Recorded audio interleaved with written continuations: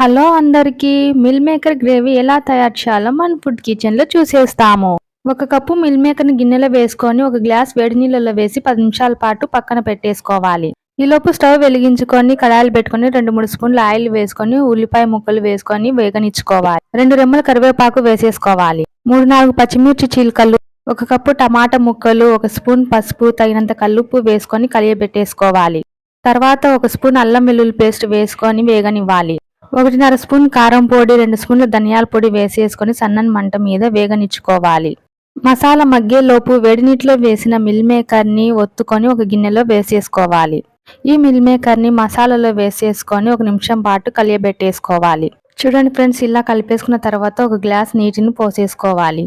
ఆ తర్వాత 10 నిమిషాల పాటు మూత పెట్టుకొని ఉడికించేసుకోవాలి. మసాలా అంతా ఇలా దగ్గరగా వచ్చిన తర్వాత 1 కప్పు పాలను వేసుకొని 2 నిమిషాల పాటు ఉడికించుకోవాలి. చివరగా కొత్తిమీర చల్లేసుకుందాము. అంతేనండి, మిల్ మేకర్ గ్రేవీ రెడీ అయిపోయింది. చపాతీలోకి చాలా బాగుంటుంది.